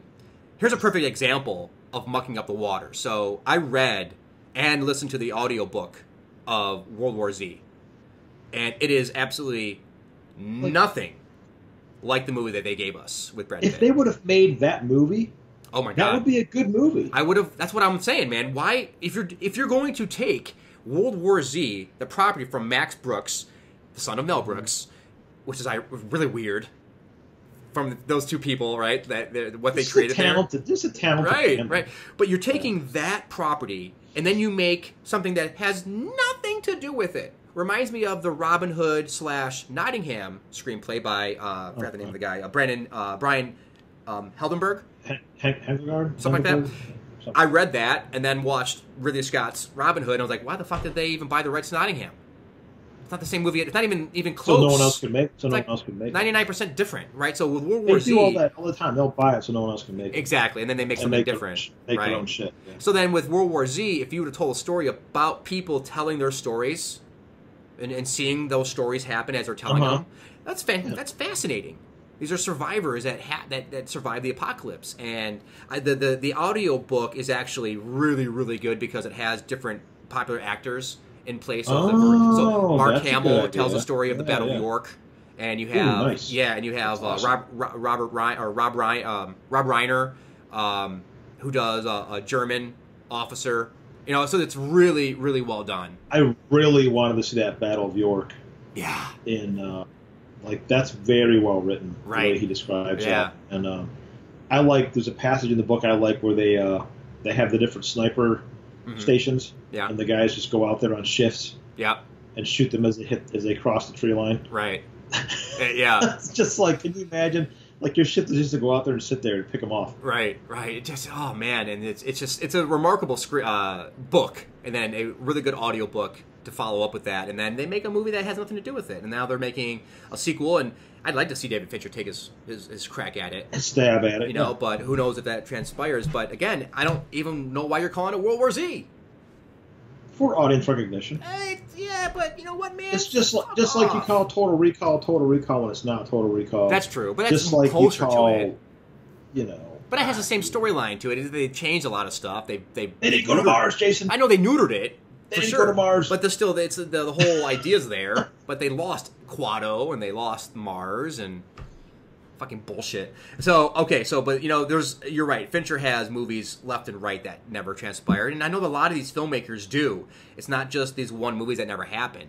I mean, I can't imagine what it'd be like to be an actor who gets a part to make a movie like Justice League or something like that, and you're all in on it, and that movie never happens, right? Whether it gets shelved halfway through, or you get fired, or it just stops. It sucks. Yeah, it just sucks. It really sucks. But I can't also imagine a filmmaker putting a lot of effort into, as much effort as they put into these movies to get a screenplay or to start production and start visualizing it and then never make it. How often that happens, that's a lot of creativity left on the table. I mean, we only hear about a percentage of the stuff. Absolutely. Like the stuff that gets into production and like you said, they're building sets, they're making costumes, Right. they're allocating money, and then the whole Right. at some point the thing falls apart. Right. That's why a lot of times you hear, like, depending on how deep you get into, one of the things that has helped Hollywood, not in a good way, I don't think, mitigate these, is they use a lot of virtual sets now. Okay. Background replacement. Yeah. Because they build sets for movies and never make the damn movie. Yes. And then another company would be like, well, we can use those sets and we'll reuse that and we'll use that again. Well, now a lot of that they don't have to do because they're using green screen backgrounds. Exactly. And they don't have to. Right. So I'm not saying this positive thing. I think it's shitty. It's a negative thing for sure, but okay. So real quick, let me segue on something else for a second. Last night we're watching Empire Strikes Back. Okay. Yes. And movie's 1980, right? So Tina's sitting over by the fire and she sees the tauntaun. Han's writing comes into frame after the the vision of Kenobi, and Yes. she says, "Oh, that looks so fake." And I literally wanted to throw her in the fire. I was like, "How dare you?" First of all, that creature doesn't even exist. Okay. It's like saying the Hulk looks fake. I know, and I was so angry. So then later on throughout that screening, and she's sitting with Jesse, and Jesse sees Yoda and says, "Oh, he looks fake." And I just look at Tina, and I glare at her, and she's smiling and laughing, thinking it's so cute. And I just smile at her. I just look at her, and I'm just like, "My God, what is wrong with you?" Tina has this weird thing. She likes tearing down the things you love. Yep. Like, they've recreated all these worlds. Right. You know. So then I'm like, as the ships are flying around, I'm like, see, now that's all real. These are all props. They're doing amazing things. See, this is fake because it's movies. It's called a movie. It's not supposed to be real. But then it was really funny. So I'm watching the Hoth scene, and Princess Leia was talking to Han over the speaker. You know, when he shoots the droid, the interrogation droid or the probe droid, and she hits a button on the computer on the screen. And the whole screen moves. the whole piece moves. I go look at that. I go, you see, I never noticed it before, but because it's a created set and there's no weight to it really, right? So she hits it and it kind of moves. It's like, that's awesome. She says, well, it's okay for you to make fun of it. I'm like, I'm not making fun of it. I'm just pointing out that these are created sets that they're making there. It's not a real. These aren't real, man. God damn it! Of course, you gotta suspend. Okay. You gotta suspend. Belief a little bit there. Yeah, you have to suspend belief. But right? It's like what was I just gonna say? The next time she's watching one of her frickin' reality shows, you can talk about how fake the people look. Yeah. How fake the people are. Exactly. By the way, I don't want to bring in the superhero movie again, but we forgot one interesting superhero movie that never happened, and I think I would like to see this one as well. It's also a Zack Snyder movie that they made eventually, but Terry Gilliam almost made The Watchmen. Oh, I forgot about that. Yeah. Yeah, and I don't know much about it. Yeah, back when Watchmen was like the cream of the crop. Like Watchmen, basically.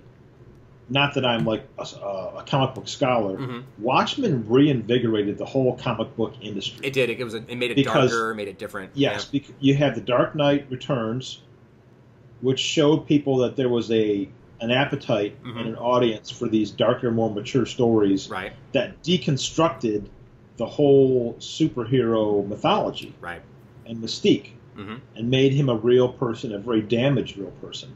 And then Alan Moore, and I think at that point he'd already made V for Vendetta, which is an excellent book. And then he made Watchmen, and Watchmen took the superhero mythos and tore it apart. Oh yeah.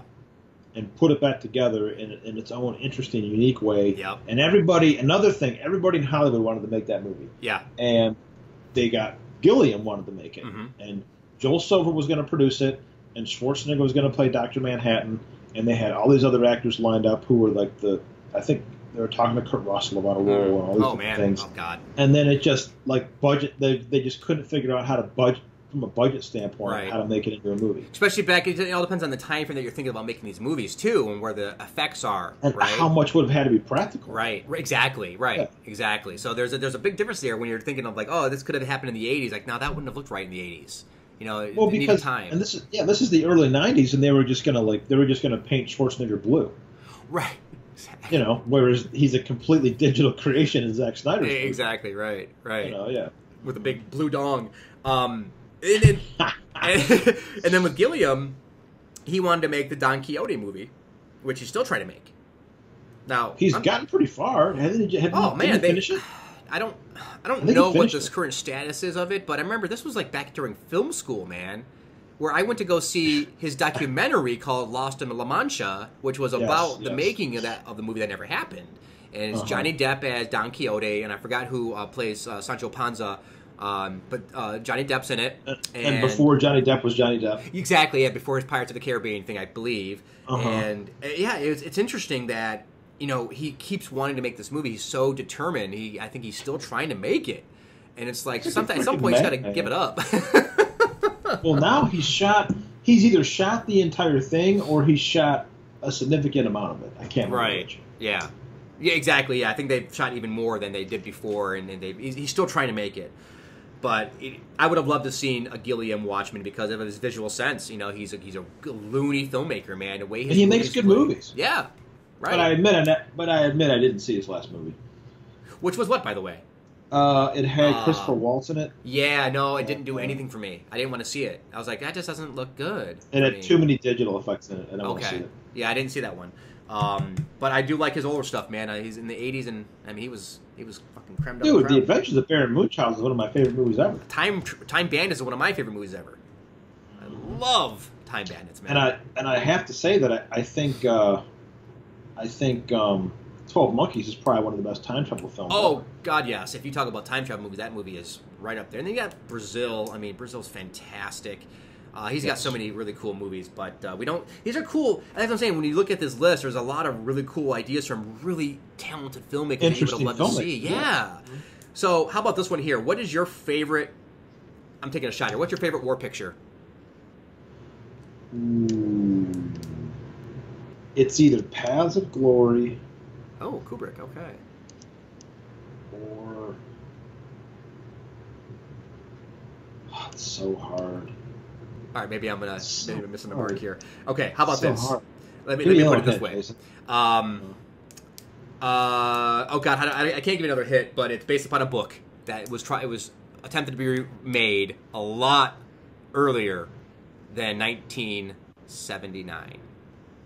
Are you talking? Oh, okay. I was going to say, are you talking about Michael Mann's version of 300? No, I'm not. I am talking about Orson Welles' version of Heart of Darkness.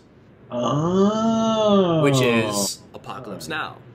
Yes. So I was going for I was hoping you'd say Apocalypse Now. I missed the mark on that one. That's okay. Well, because it's weird because I don't consider Apocalypse Now a war film. Yeah, interesting that you don't, even though it takes place in a war zone. I mean, I do like it doesn't kind of when I think of war films, I consider, and I'm not saying that I'm right. Mm-hmm. It's just what my head works. Is I think of things like Saving Private Ryan and Platoon, Full Metal Jacket, and to me, Apocalypse Now takes place during Heartbreak Ridge takes place during the Vietnam War, but isn't about the Vietnam. No, you're right. It's not. It takes place. It's the backdrop is war.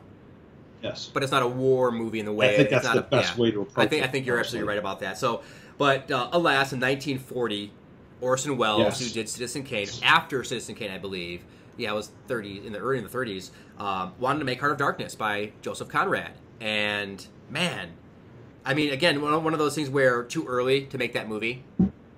Well, to make that movie, I think, work. But I think that would have been very interesting. He was a very talented artist because he did everything, acting, writing, directing, and everything in between. Awesome. I would have loved to have seen him as Colonel Kurtz. Because I imagine he would have been Colonel Kurtz. Yeah, of course, yeah. That's a tough one, man. That's hard. Right. But again, that's another cool example of a movie that they've tried to make, and then it just... And of course, it's not a screenplay, it was a book, so... They just kept eventually it happened, right? Someone finally got a board. Or even to see Coppola's original and John Milius' original version of Apocalypse Now would have been something else too. Oh yeah. Before the studio got involved.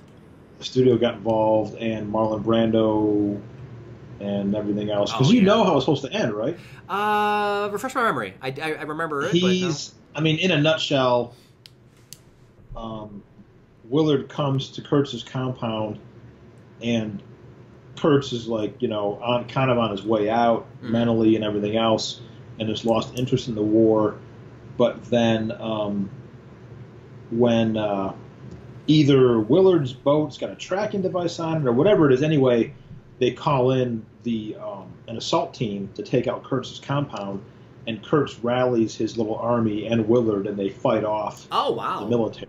There's this massive battle scene that's supposed to take place. Oh, well, that sounds really cool. Yeah, and it was all storyboarded and everything. And of course we don't get it. We get, I mean, I do like Apocalypse Now, but I do like the straight razor. I like it. Yeah, that's pretty cool. But man, that would have been that's a nice ending. That's cool. It's different, right?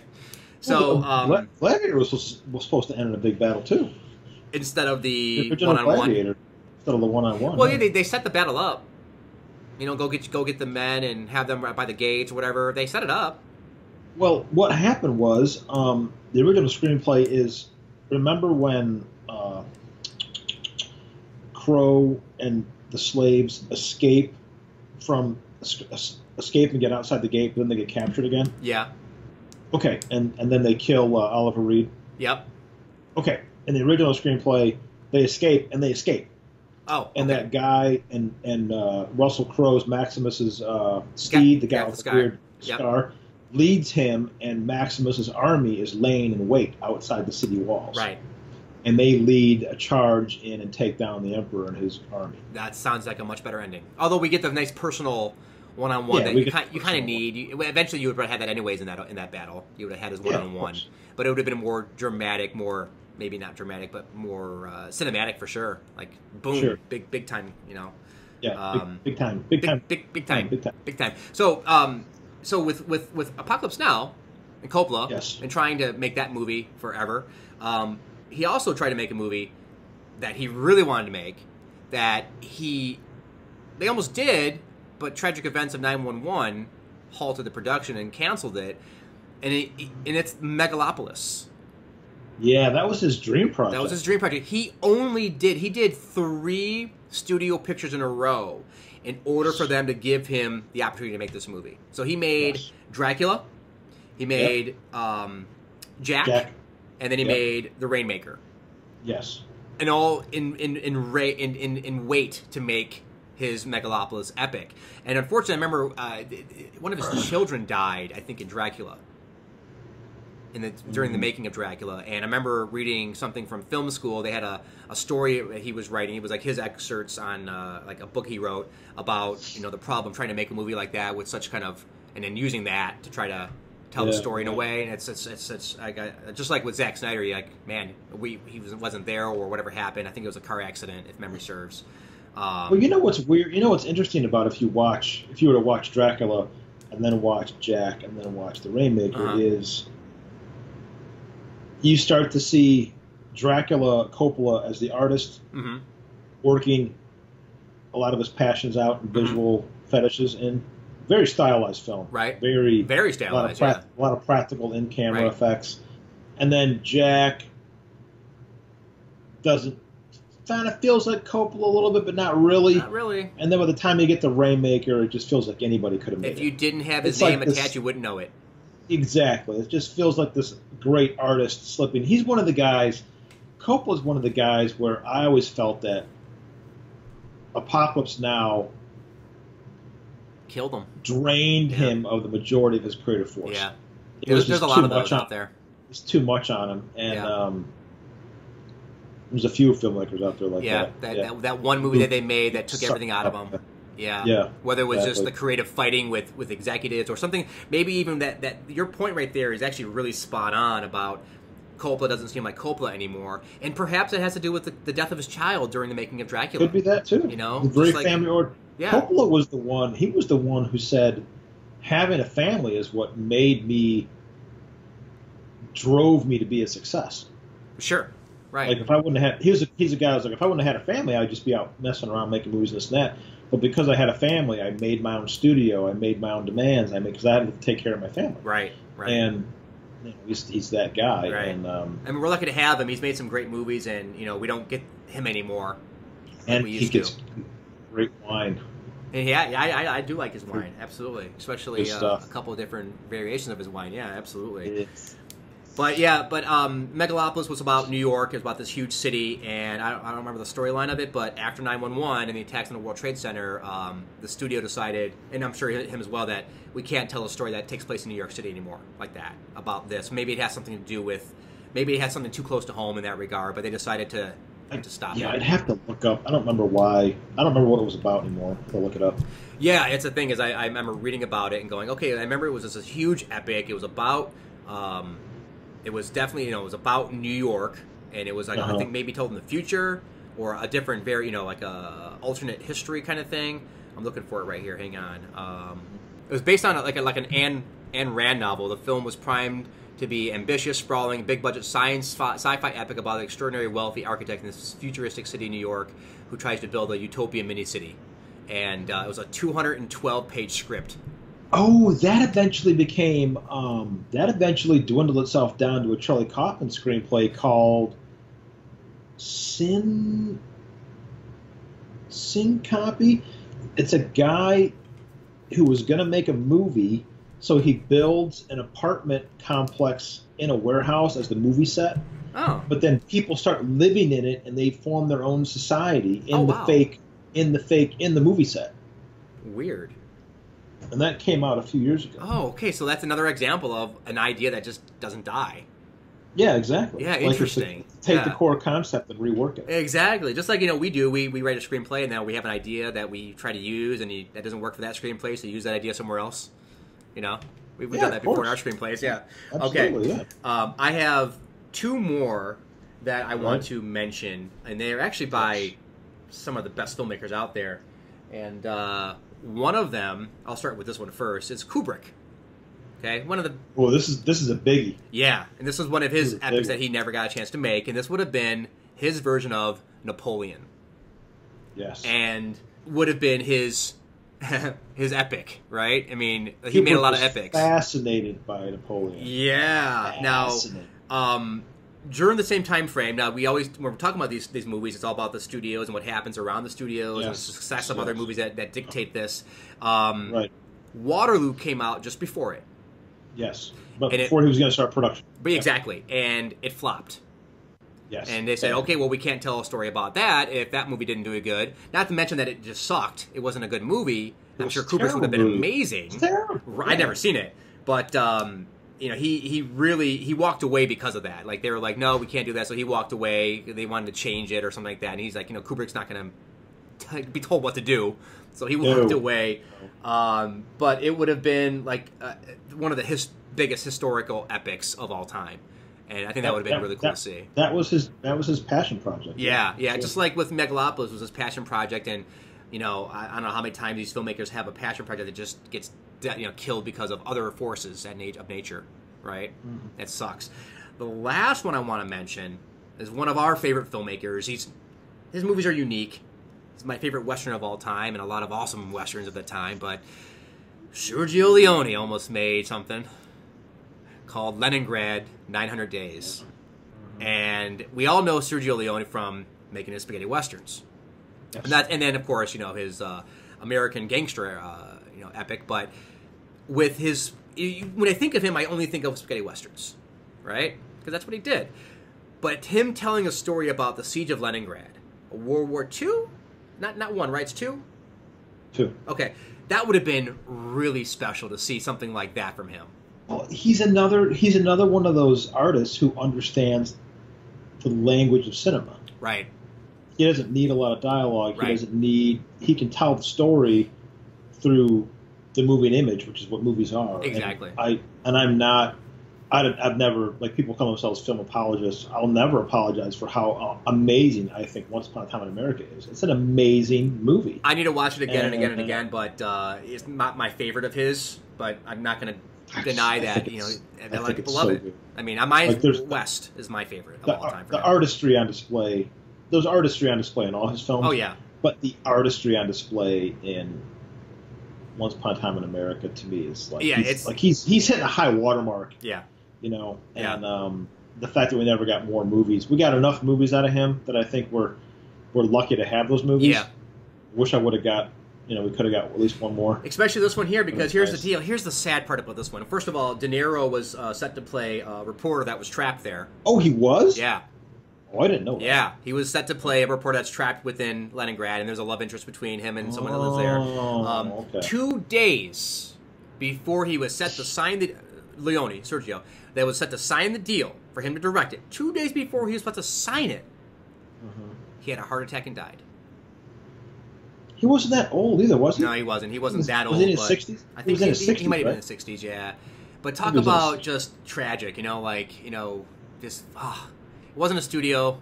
It wasn't anything else other than him dying before he had a chance to make that movie. That would have been really cool. It's kind of like, it's almost like Kubrick dying. Yeah, absolutely. Yeah. I mean, exactly. But here's the thing, man. Every one of these movies is by filmmakers that we would have loved to see.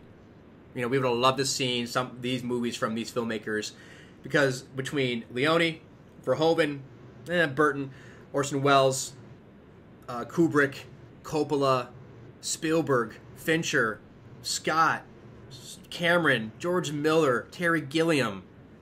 I mean, who's who. Really illustrates how short life is, because if filmmakers could, they make all these movies. Right. But there's so many forces at play, man. There's so many forces at play. The average film takes 2 years out of your life. Right. At least. But here's the other thing. When you think about it that way, when you think about, what you just said there, you also think of the fact that we're lucky to get the movies we have because of the hardship it takes to make these movies happen, and the luck it takes for them to actually get on the big screen and people to like them.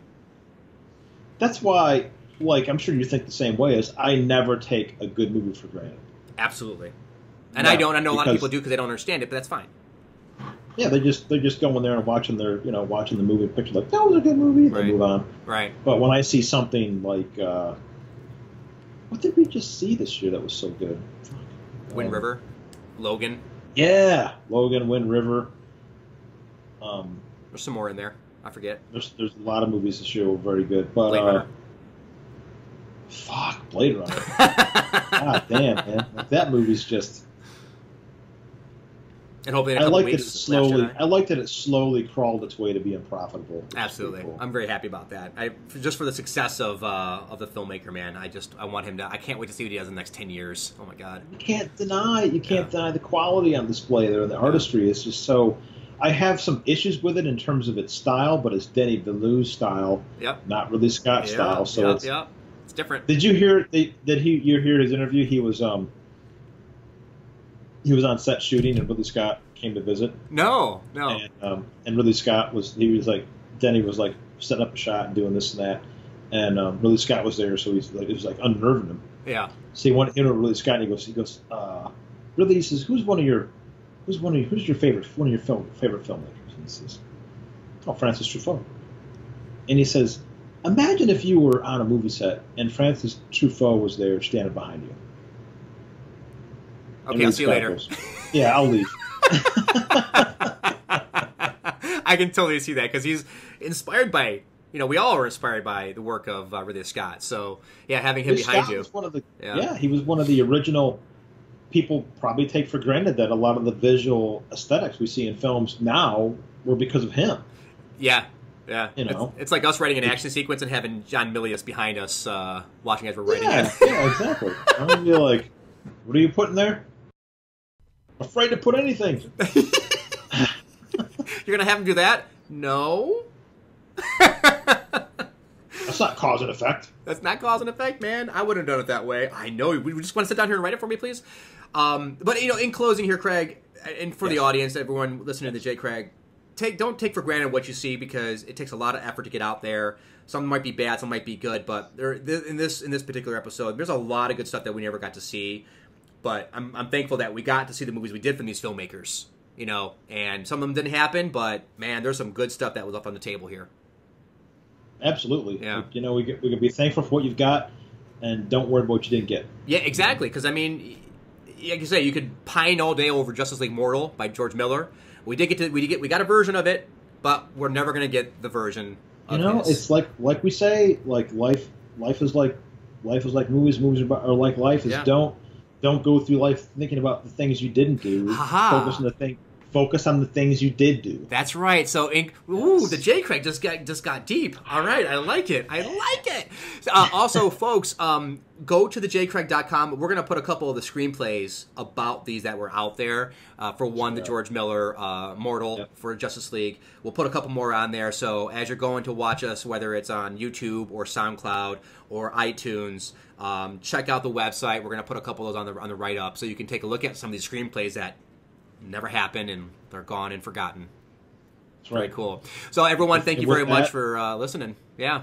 Thank you very much. When we come back, we're going to get Jay's feedback on the fifth time we saw Star Wars. Exactly. Yes. In fact, before this one probably gets published, we'll have that review out there quickly because that'll happen next Thursday night or Friday morning. We'll get that out there. Yeah. Yes. Look for the 5-minute, 10-minute movie review. Exactly. Well, everyone, thank you for listening to Jay Craig. Greg, I'm glad. I called you Greg. Craig, I'm glad you're awake now. Like you have energy now. So you're getting back into a rhythm, brother. Good. Rough road, man. All right, Thank brother. you. Hey, man. Right. Everyone have a great week, and we'll talk to you soon. Keep on listening. Stay warm out there. And we'll keep talking. That's right. Stay warm. All right, brother. Later. Adios.